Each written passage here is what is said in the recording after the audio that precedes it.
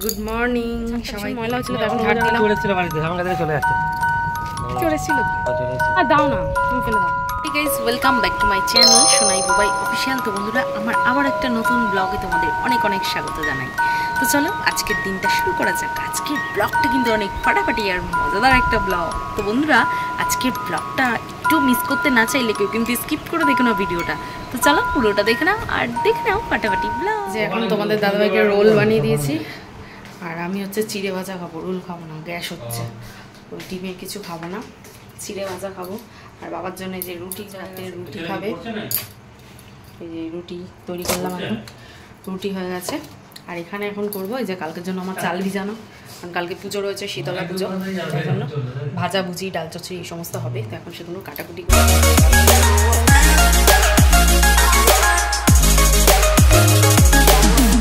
এখন হচ্ছে ঘড়িতে বাজে ওই 9:30 মতো। আর আমি বসিয়ে দিয়েছি একদিকে ভাত, আর দেখো কালকের জন্য আমার সবজিও কাটা হয়ে গেছে। আর একদিকে ভাত বসিয়ে দিয়েছি আর একদিকে ডাল বসিয়ে দিয়েছি, কারণ আজকে হবে ডাল চচ্চড়ি ভাত। কালকে ফুলদমে রেস্ট, তাই জন্য আজকে রান্নাগুলো হয়ে যাবে। কারণ আমাদের এখানে কালকে যেহেতু শীতলা পুজো, আর শীতলা পুজোর দিন রান্নাবান্না সবই বন্ধ থাকে, মানে পান্তা ভাত খেতে হয়। তো ওই জন্য এই যে এখানে ভাত বসিয়ে দিয়েছি। সকালে আর কি জল দিয়ে দেবো, যেহেতু গরম ভাতে তো জল দেওয়া যায় না। আর এখানে দেখো কত রকম সবজি যেগুলো ভাজা হবে, তো সেগুলো আমি কেটে রেখে দিয়েছি। দাঁড়াও তোমাদের এই যে সবজিগুলো সব আমার কাটা হয়ে গেছে। এখানে রয়েছে পটল, তারপর হচ্ছে একটু বেগুন কেটেছি, তারপর নিচে রয়েছে আলু, আর এখানে রয়েছে কুমড়ো। তো এইগুলো এখন হবে ভাজা, এগুলো ভাজার জন্য কেটেছি। এগুলো ভালো করে ধুয়ে নুন হলুদ মাখিয়ে রাখবো এখন। তারপরে আমি কত রকমের সবজি কেটে নিয়েছি যেগুলো ভাজা করব, তো সেগুলো এখন সুন্দর করে ধুয়ে নুন হলুদ মাখিয়ে তারপরে ভাজতে হবে।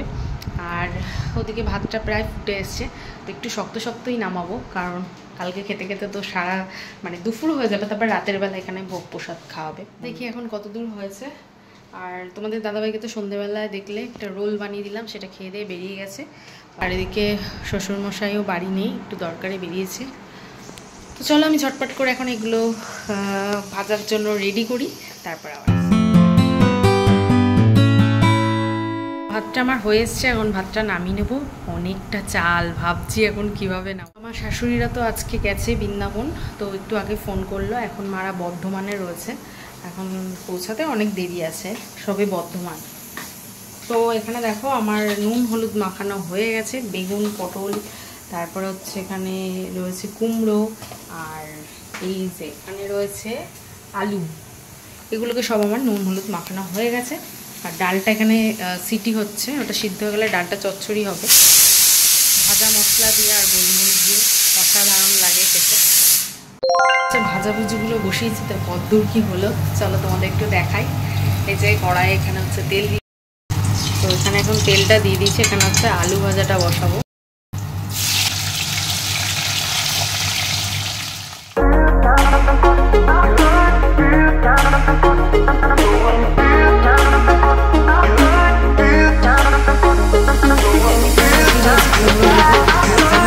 আমার শাশুড়ি মা কুমড়ো ভাজা খুব পছন্দ করে, তো আজকে ভাবছিস মা থাকলে ভালো হতো, কারণ কুমড়ো ভাজা খেতে এত ভালোবাসে।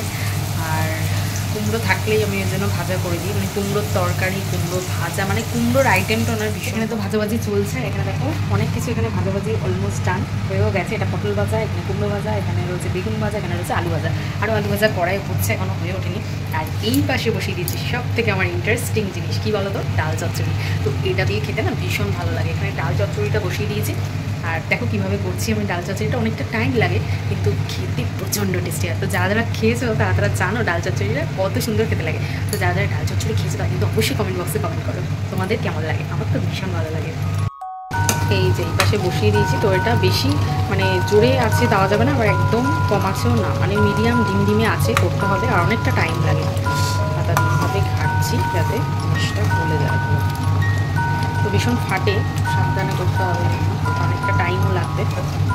আর কালকে যেহেতু মঙ্গলবার এমনি আমাদের নিরামিষ, তাই জন্য আমি এটা দিয়ে বেশি ভালো হয় সব থেকে হচ্ছে মুসুরির ডাল। কিন্তু আমি এখানে দিয়েছি ছোলার ডাল, মুসুরির ডালটা দিইনি, এখানে ছোলার। কিন্তু এটা কিন্তু কিছু বোঝা যাচ্ছে না ছোলার ডাল কি মুসুরির ডাল, বাট খেতে একই রকম হবে, একটু আলাদা হয়। মানে মুসুরির ডালেরটা মুসুরির ডালের মতো খেতে হবে, আর ছোলার ডালেরটা ছোলার ডাল।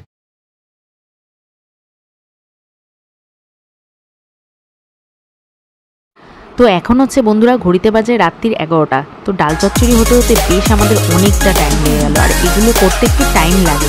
তো এটা বেশ শুকনো হয়ে যাবে, তারপর উপর থেকে একটা ভাজা মশলা ছড়িয়ে দেবো। আর এই মশলাটা কী দিয়ে বানায় আমি সেটাও তোমাদেরকে বলে দিই।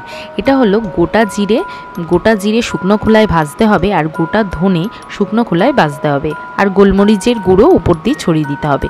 তো এই মশলাগুলো পড়লেই এই ডালটার স্বাদটা অনবদ্য হয়ে যায়, জাস্ট ফাটাফাটি। তো বন্ধুরা, যারা তোমরা এখনও পর্যন্ত এই ডাল চচ্চড়ি খাওনি তারা কিন্তু একটাবার ট্রাই করে দেখতে পারো, আমার তো অসাধারণ লাগে। তো চলো আজকে আর বেশি লেট করব না, কারণ এখন হচ্ছে ঘড়িতে বাজে প্রায় 12টা।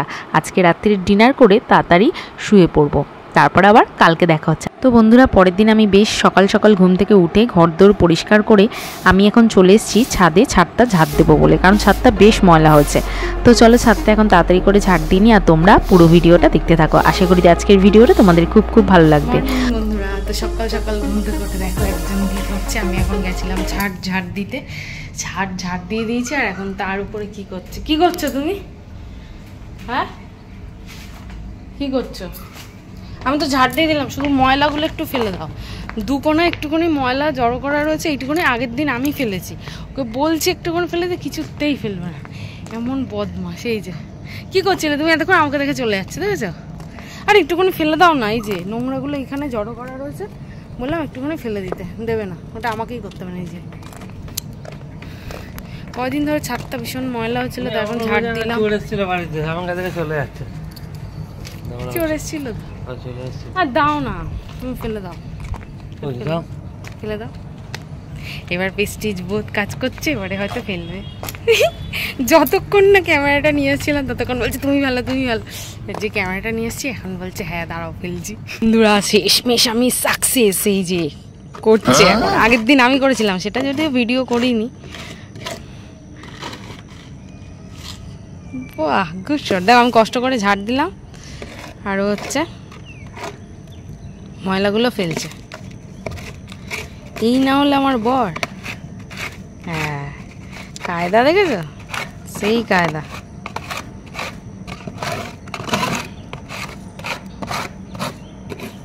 এগুলো কিসের গুঁড়ো বলো তো? কয়লার গুঁড়ো এগুলো? কিসের গুঁড়ো এগুলো? পুরো কয়লার গুঁড়োর মতো দেখতে লাগছে। গুল হয়ে যাবে এগুলো দিলে, জানো? এগুলো সে গুল দেয় না, গুল হয়ে যাবে। তোমার ঘৃণা লাগছে না? তুমি হাত দিয়ে রং করে তুলছো, ঘৃণা লাগছে তোমার? আমার ভীষণ ঘৃণা লাগে। এই যে হাত দিয়ে তুমি তুলছো না, এটা আমি হলে করতামই না, ঝাঁটা দিয়ে তুলতাম। আমার এগুলোতে হাত দিতেও ঘৃণা লাগে। ছাদের গুঁড়ো হলেও আমার ঘৃণা লাগে। এই পাশে অল্প কটা, ওই কোনায় অল্প কটা, শুধু পাতা জড়ো করা ওই পাশটা। এই আর ঝাড় দিতেও না, লোক দেখাচ্ছে। এবার দেখো আমি ঝাড় দিচ্ছি।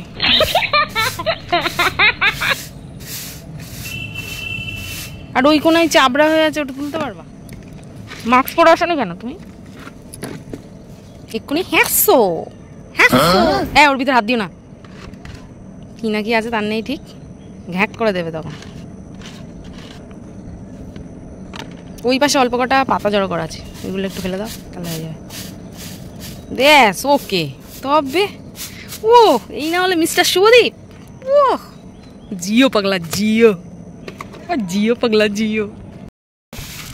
এই যে অবশেষে সমাপ্ত হইল।